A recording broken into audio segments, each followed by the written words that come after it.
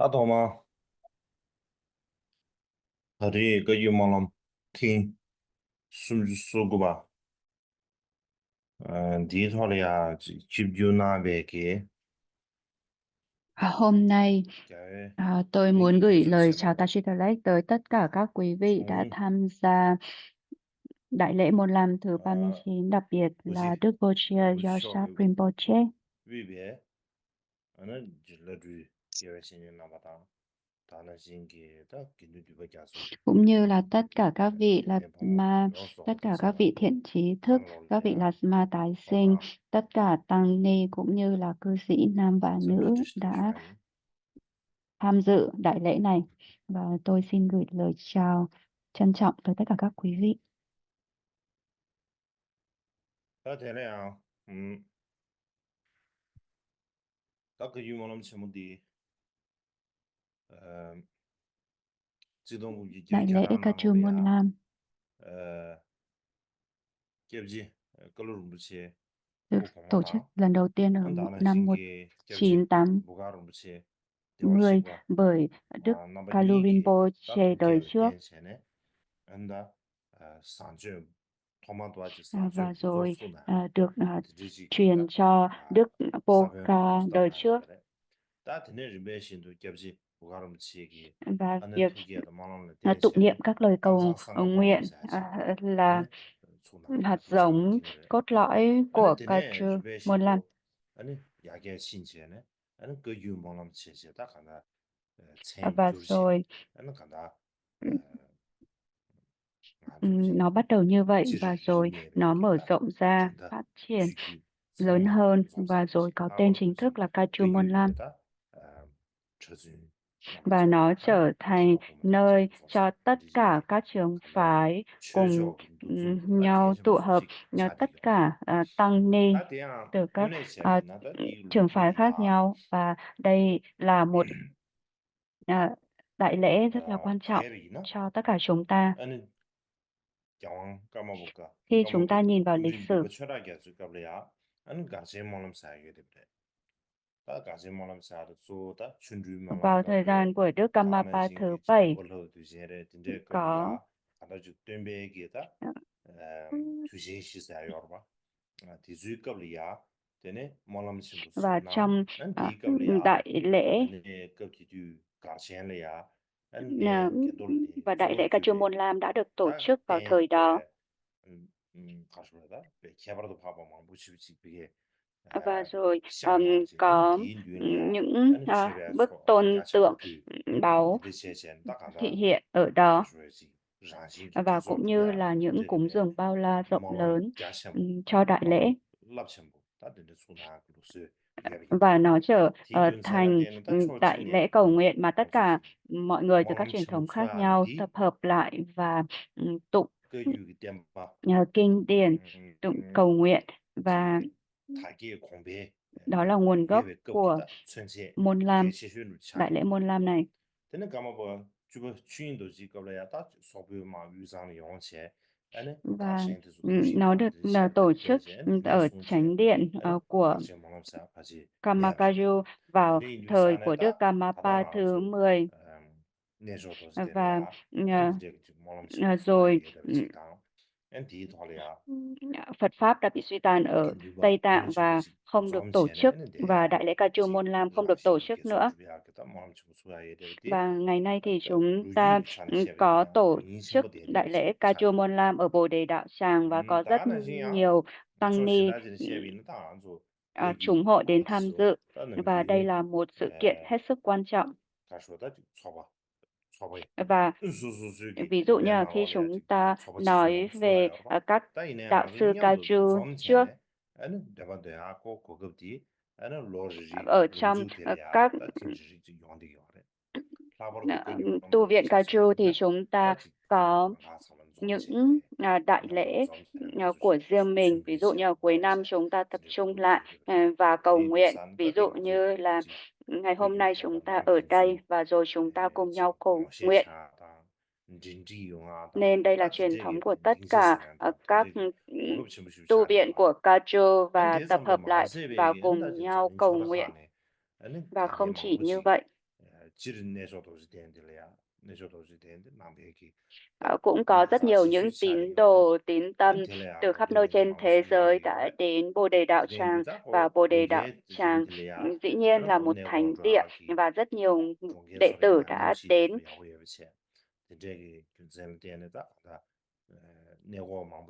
Và ở đây thì là vào mùa đông, thời tiết rất là tốt, nên là rất nhiều những chuyến hành hướng, những đợt hành hương thì đều được thực hiện vào mùa đông, nên đây cũng là một thời điểm cát tường cho Kachum Monlam, và đây là nơi mà tất cả mọi đệ tử từ khắp nơi trên thế giới tụ hội tại đây, và do đó đại lễ Kachum Monlam rất là quan trọng và có ý nghĩa. Trong một vài năm vừa rồi, bởi vì là đại dịch nên là mọi người không dễ dàng đi lại, nên là chúng ta không thể tổ chức đại lễ Kachum Monlam ở Bồ Đề Đạo Tràng. Và đó là tình hình một vài năm về trước, nhưng mà như tôi đã nói, tổ chức đại lễ Kachum Monlam không phải chỉ là chúng ta tụ hợp lại và rồi chúng ta làm cho mọi thứ trở nên rất là hỗn loạn và tạo ra những tiếng ồn lớn.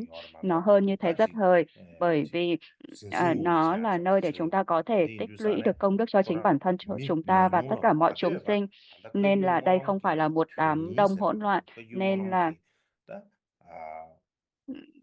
là dù có bao nhiêu người tham dự thì đó là ý nghĩa thực sự của Kachum Monlam, và mục đích của Kachum Monlam là cái mà chúng ta có thể nhận ra.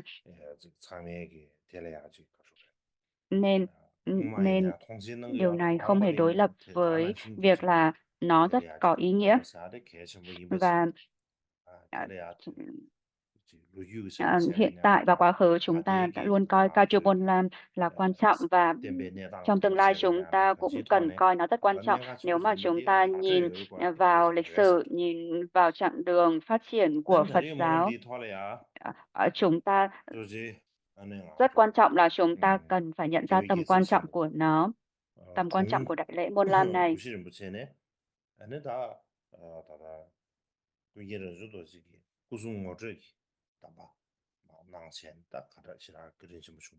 Và Đức năm nay thì Đức Goshap đã quán đảnh cũng như là chỉ dạy về trực chỉ ba thân Phật, và thực hành này thì được nhấn mạnh bởi Đức Karmapa thứ hai. Và bây giờ tất cả chúng ta đều có cơ hội nhận được những trực chỉ giáo lý quý báu này từ Đức Goshap Yosap Rinpoche, và chúng ta cần phải trân quý điều này, bởi vì là Đức Yansap Rinpoche đã trao truyền cho chúng ta dù tình hình sức khỏe của Ngài không được tốt.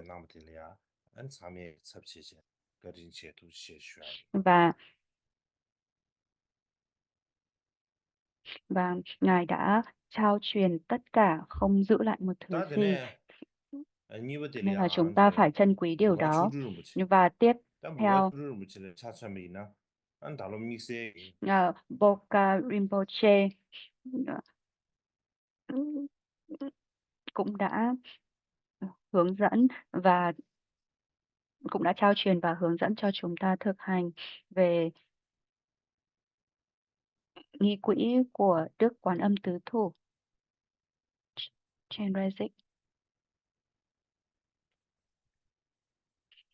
geb진 초를 무치 참비입니다. 안달로 그게 아셔요. 진대 제고나 된다는 임제. 아니 다치 삼의 경험을지 geb진 무치 꼭 고만대 버시버티. Và 지르기다 간다. tất cả chúng ta đều biết là Đức Boka Rinpoche đời trước 그 유망을야 그진 미세에 되지. 차대기 인두산에 có lòng đại từ cũng như là hỗ trợ rất là lớn cho Kajum Honlam. Và với Đức Boka Rinpoche hiện tại rất là cát tường cho chúng ta khi có Ngài thị hiện ở đây và Ngài đã trao truyền cũng như là chỉ dẫn về thực hành về Đức Quán Âm Chen Resic, nên là nó mang lại lợi ích to lớn cho tất cả chúng ta. Và đó là lý do mà tôi đã thỉnh mời Boka Rinpoche giảng pháp, và Ngài đã trao truyền cũng như là giảng về thực hành nguy quỹ Đức Chen Resic này để mang lại lợi ích to lớn cho tất cả mọi chúng sinh. Nên là tôi xin chân thành cảm ơn lòng từ của Đức Boka Rinpoche cũng như là những Rinpoche khác, ví dụ như là Mingyur Rinpoche, vân vân. Tất cả các ngài đã đến để tham dự đại lễ Kajum Monlam này và chúng ta rất là trân quý điều này. Nên là Kajum Monlam là một hoạt động rất là bao la rộng lớn và nó có lợi ích cũng như là nguyện cầu rộng lớn bao la, nên là chúng ta cần tiếp tục duy trì nó, và tất cả chúng ta đều phải mong cầu rằng là nó sẽ tiếp tục và để mang lại lợi ích to lớn cho chúng sinh.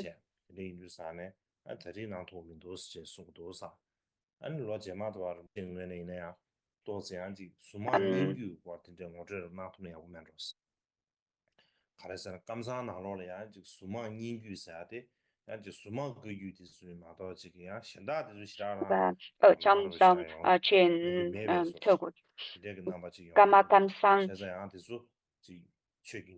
thì là ngày nay thì không có quá nhiều người biết đến cũng như là hứng thú về nó, nên là tôi nghĩ rằng là sẽ rất tốt để chúng ta nói về lịch sử của nó. Và cũng như vậy với Chansap Rinpoche, Ngài cũng rất là bận rộn bởi vì tất cả những hoạt động Phật Pháp của Ngài ở cả phía Đông và phương Tây, và thuyết giảng về thực hành thiền của Ngài làm lợi ích cho rất nhiều chúng sinh. Và trong tương lai chúng ta hy vọng rằng là Mingyur Rinpoche có thể chỉ dẫn chúng ta thực hành thiền ở trong Kajum Monlam. Và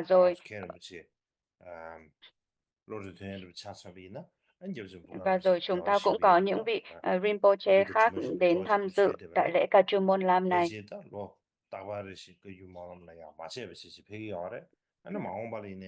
Và có những vị vốn là bất phân của Đức Boka Rinpoche. Và tôi hy vọng rằng những vị Rinpoche này sẽ tiếp tục đến tham dự đại lễ Kajum Monlam vào trong những năm tới.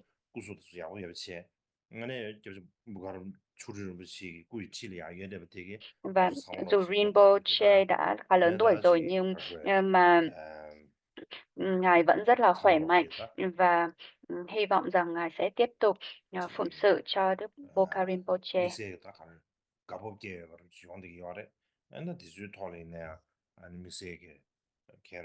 Và đây là điều mà tất cả chúng ta hoan hỉ về điều này, nên là tôi xin gửi lời đặc biệt cảm ơn tới Rinpoche. Và tôi đã nói rằng từ năm ngoái rằng là nguyện cầu cho Rinpoche sống dài lâu để làm lợi ích cho chúng sinh, cũng như là thỉnh cầu Ngài giảng pháp.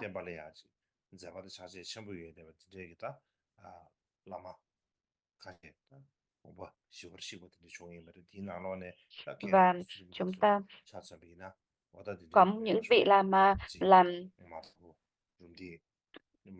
lợi lạc cho giáo pháp. Và Chansap Rinpoche, và khi Ngài còn ở Tây Tạng, Ngài đã dành rất là nhiều năm ở trong nhập thất kín, và Ngài đã thành tựu được giác ngộ rất cao. Và rồi sau đó thì, Ngài, đã đến, Rumtek, Ấn Độ và Ngài đã ở đó và làm lợi ích rất nhiều. Và rất nhiều những vị Lama, Lạt Ma tái sinh, là một phần, của dòng truyền thừa này.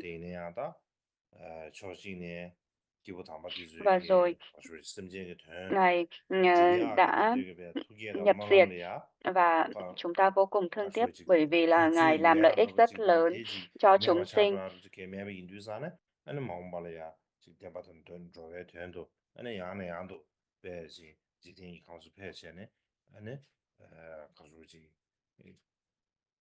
Và chúng ta hãy nguyện cầu là các ngài sẽ quay trở lại thế gian này để tiếp tục làm lợi ích cho tất cả mọi chúng sinh, để truyền bá giáo lý và làm lợi ích cho chúng sinh. Nên là đây là mong cầu của tôi.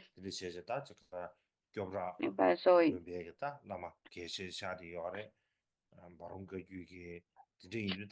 và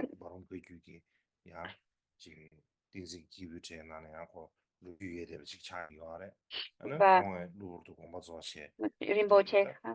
Và Ngài cũng là một trong những trụ cột của dòng truyền thừa này, và Ngài đã nhập diệt từ khi còn rất trẻ. Và đây là một điều rất là không may mắn đối với chúng ta. Và rồi Ajahn Rinpoche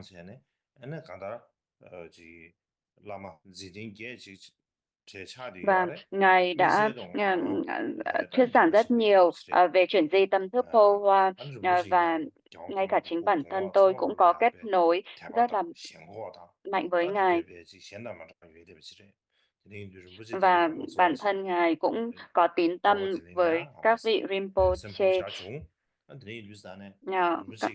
các vị Karmapa, và rồi Ngài cũng đã nhập diệt vào năm nay, nên là tôi cũng cảm thấy rất là buồn đau, và tôi mong cầu rằng là mọi mong cầu của Ngài được biên thành, và Ngài sẽ tái sinh và để tiếp tục truyền bá giáo pháp, là làm lợi ích cho tất cả mọi chúng sinh.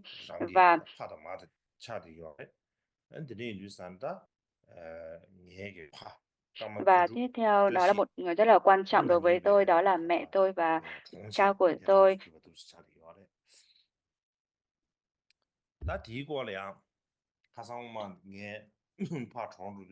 Và cha của tôi thì đã nhập diệt, và vì cha của tôi đã nhập diệt rồi, và tôi muốn nói một vài lời về nó, nhưng mà tôi không thể nói được gì.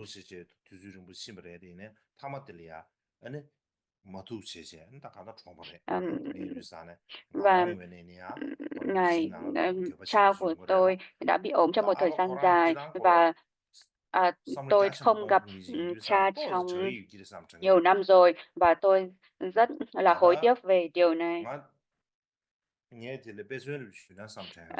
Và tôi cảm thấy rất hối tiếc về điều này.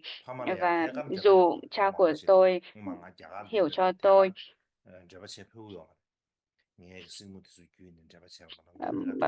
và khi mà tôi còn ở Ấn Độ thì tôi không thể kết nối trực tiếp với cha mẹ của mình, mà tôi chỉ có thể chủ yếu kết nối với cả chị của tôi. Và một năm thì tôi chỉ có thể kết nối 1-2 lần mỗi năm. Và cách đây một vài năm, tôi không thể kết nối được nhiều với cha mẹ của mình, và tôi cảm thấy rất hối tiếc vì đã không thể ở bên khi mà Ngài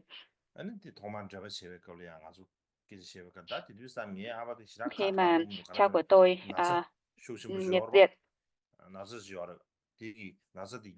Và tôi đã kết nối với cha của mình trong một vài năm trước, và cha của tôi cũng không thể nói được nhiều bởi vì là Ngài và cha của tôi bị bệnh rất nặng, và không thể nói. Và mẹ của tôi thì ở bên cạnh cha của tôi, và tôi và mẹ của tôi cũng không thể nói được nhiều. Và câu hỏi đầu tiên đó Tende là toro sondu ừm, san ne ya ame abala uzu kepsi tak gece şüyüz uzu gel du san ana abe ngal kharla sana ke yu gi temba geshin chundu re ji os gece chod ta ke yu gi temba te kaso re ji là con đang làm gì? 타게 Ờ, 칸데 저기 요스타 근데 gece à, chaso nghe làm sao tende luburu dote và tôi lom đã nima loma nói goje rằng gece là ma je tôi đang an truyền luburu do bá dinde be ji và ke yu gi tembe ko gece chim cũng ge như tổ samsam chức lo de Ca Môn Lam. 생각나라 Và 요마로 à, 지시엔디 지에서 cha của 게임에 tôi 베데를 차서 đã 네 hỏi 야고차가도 chi tiết 야고차가도 về Ca 샤르 지마데 Môn Lam 시다시다 là 시에서 có gì ở 세상다 데 đó và 삼단 giáo lý 유사 nào 고 được dạy. 남기네 Và lúc đó thì tôi khá bất 아바코랑 ngờ và tôi chỉ 지 có thể nói rằng là nó rất 삼갸심 là tốt, 단딩이 지레 đẹp. 라바도지 그 유기 땜바 단다 된제 토레야베 Cha của 삼단딩지 tôi 차디레 có tri kiến rất 차디게 là rộng 예버데 lớn. 라드르 세버충 드린 유산 텔레 덴션 땅에 Bởi vì là cha 보쇼미인데다 của tôi rất là 아라드레 그 quan 유기 tâm đến 나로네 những giáo 라마투 lý, những 카시에게 trao truyền ở trong đại lễ Ca 드가즈 Môn Lam. 삼단투 아이나 삼창도 아 제가 디균 때네 가다고 야심보다 동인지다 에너지 때마다 심지에 생활에 디데가 된다는데 스타로 야심보다 이제 코랑 게르기다 간다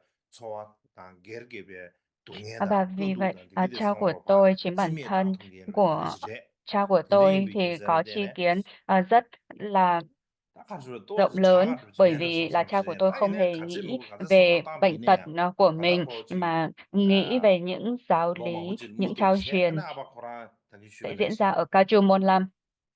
로마 우지리 야베 가서 나서 슈신 부슈지에 제제 아니 Và 네 rồi 나서 trong rất là 들었어요 nhiều 왜는 다도 năm thì cha 뭐시시지 tôi bị bệnh rất 데데야베 là nặng. 초진에다 Nhưng mà 나도 데 dù cha 통화 tôi 삼세 bị bệnh rất 진짜게 là 베 nặng 심슈를 제제 바지 데데 면로 삼삼으로 정도 이네 다 간다 삼아들 통화 중요한 말에 비교전되네 nhưng mà 다 그런 sức mạnh 유디에 về 상고지를 tinh 토리 thần 길에 của cha 삼아를 tôi 지가라 rất 정도 rất là mạnh mẽ. 유저를 갈아간 사람도 대인해야 다 단동이네야 Và 제가 아주 tôi chắc 들리베 chắn rằng 삼회기 là cha của tôi 뒤된다네 통일 sẽ có 갸마 một 중앙하러 오셔야 tái sinh 도시 tốt lành. 어느 다는 Nhưng 신기 아주 꾸이 제거 nhưng mà 들로든루 dù vậy thì là tất cả 가지 chúng 양고 ta ở 심쇼 đây 꾸이 제거 xin hãy 들로든루 cầu 아니 nguyện 자 공부 để 정도 봐다 cho 그런 의미네야 아주 지 cha của 벽에 다 tôi 예로 có 루기로 được 말이야 야고 sự tái 미나 sinh 계속 tốt 샤디 lành. 거 미나 계속 샤디 거 이제 인주산다 지 나의 나의 사실 팀진이 이제 용예 양고 이제 현대면 다 지레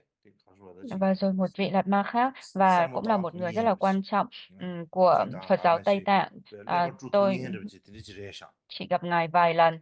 남경 땅에 민담을 망고 스토디 Nhưng 아래 mà ngài 긴 luôn 바로 có những 베베 땅 ý 민망고 tưởng 토디 mới. 디 베베 미나나 포는 신 레베 공부면으로 섬섬으로 스토 제자 딱고 예자 공부 좋아세 Và 이미 tôi nghĩ rằng 유산에 là có rất ít 아니 người giống 공인해야 như 다지 ngài ở Tây Tạng, 가서 và đó là một tiếc nuối cũng là mất mát lớn 가장 khi mà ngài 지켜고 좀 mất 저기 깔로 gần đây.